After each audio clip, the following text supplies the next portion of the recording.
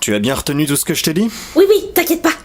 Je plaisante pas, Ariane. On ne parle pas d'un petit réalisateur, mais de JPL. On n'a pas souvent l'occasion de l'interviewer, et encore moins en plein tournage. Il faut être Aucun vraiment... problème.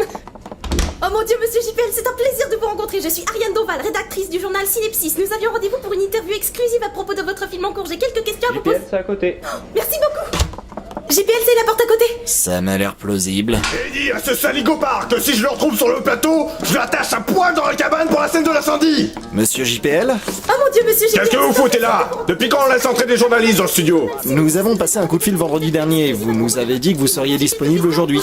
Mais c'est vous que j'ai eu au téléphone pendant que j'apprenais à Hector comment faire son travail? J'avais terminé avec lui quand ça a raccroché. Vous avez quand même pas pris tout ça pour un oui? Ah, les voilà. Alors, ma première question. Vous avez souvent défrayé la chronique pour votre tendance au licenciement compulsif. Estimez-vous ces reproches valables? Quand tu auras fait des films avec plus de César que tous les albums d'Astérix réunis, tu verras si ça valait pas le coup de faire dégager quelques connards. Bon, c'est bien reproche d'hypocrite ça. Quand il s'agit de, mettons, Kurosawa qui faisait pareil, bah tout le monde applaudit. Ça c'est juste parce que certains préfèrent les films de samouraï aux films sur le chômage. C'est tellement bien dit, vous méritez tellement mieux que ça. Ariane, les questions s'il te plaît. Ah oui, alors, est-ce que votre nouveau script sera compréhensible par le public? Moi je comprends, ça me suffit. Mais, et les spectateurs, pensez-vous qu'ils apprécieront le film s'ils sont perdus comme avec les précédents? S'ils ne saisissent pas ce que je raconte, c'est leur problème. Je fais ce film avant tout pour moi. Si je sais qu'il est bon, je peux me passer de l'avis du public. Il y a quand même des gens qui vont payer leur place. Écoutez, vous allez pas me casser les yeux plus longtemps. J'ai un plan séquence de 45 minutes à tourner dans un placard à balai. Il faut que ce soit au poil, sinon la scène ne sera pas synchro avec la musique. Alors dégagez. Je n'ai pas besoin que vous me foutiez des bâtons dans les rotules. Oh, ça va être Nous avons à peine démarré. Carla, ramène-toi. Oui, C'est quoi cette lumière sur le plateau? je me suis déchiré pour avoir un résultat exploitable. Alors qu'est-ce qui va pas cette fois? T'as écouté mes consignes?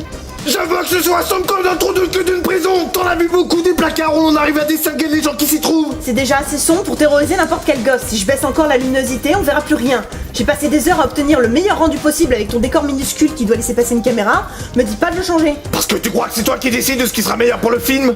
Quand tu commandes une pizza hawaïenne, t'as envie que le livreur se permette de t'envoyer une putain de quai de fromage à la place? J'ai été clair. Je veux que l'image soit la plus réaliste possible, pas qu'elle soit esthétique. Ce n'est plus une question d'esthétisme, mais de lisibilité là. Ça sert plus à rien de faire un plan séquence si les spectateurs n'aperçoivent même pas les personnages.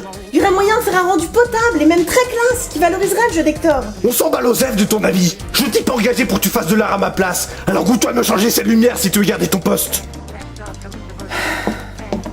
Mais prends bien soin de virer mon nom du générique pour le remplacer par le tien. Je veux pas être associé à ça. Enfin, j'en ai ras-le-marre de me faire reprendre sur des questions plastiques à la con. N'importe quel tocard prétentieux sait faire des beaux plans pour épater la galerie à Cannes. Moi, je veux me débarrasser de ces artifices pour touristes. Et comment définissez-vous un cinéaste prétentieux? Ce sont ceux qui se permettent d'avoir de l'ambition alors qu'ils sont mauvais. Moi, je suis ambitieux, et mes films sont nickel, donc c'est pas la prétention. Je peux te parler, Jean-Patrick? JPL. Qu'est-ce qu'il y a, Hector? C'est à propos de la scène de lit au chalet que je vais devoir jouer, j'ai un doute. Bah pourquoi? Je sais pas, je la trouve un peu en trop, elle ne sert à rien dans la suite de l'histoire, elle est un peu... voilà quoi. Quoi? Elle est trop glauque pour toi? Bah la fille a 8 ans, c'est un peu chaud. Je savais pas que j'allais jouer un personnage de ce genre. T'avais juste dit que c'était un playboy. Mec, mon film a pour but de porter un regard critique sur la société et de dénoncer toutes les saloperies qu'elle comporte. Dont ce genre de truc. Faut pas que le public se voie la face. Je lui fous de la tête dans cette merde. Tu verras, les critiques diront que c'était audacieux et nécessaire. Ouais, je comprends, mais on pourrait peut-être ne pas le faire pour de vrai. Mais c'est complètement dingue, ça perdrait tout son impact. On va se foutre de moi si vous faites semblant, plus personne fait ça. Au contraire, il faut que je monte la fille sous toutes les coutures. C'est comme ça qu'on fait de la bonne dénonciation subversive. Seulement la fille?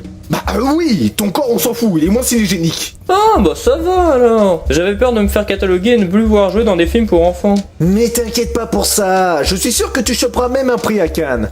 Tout le monde te félicitera pour ta performance sur cette scène en particulier, en te disant combien ça a dû être difficile à jouer. L'actrice aussi sera en lice pour un prix?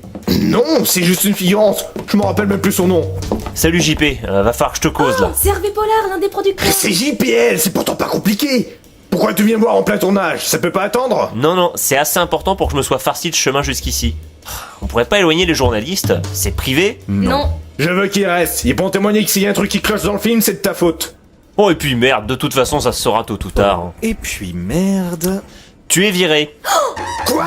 Moi t'as complètement perdu la durite? Mais c'est toi qui fais n'importe quoi. On t'a appelé pour que tu t'occupes de notre comédie familiale sur le Père Noël, pas pour que tu réécrives tout dans notre dos pour en faire un truc sordide. Il était pourri votre projet tout public.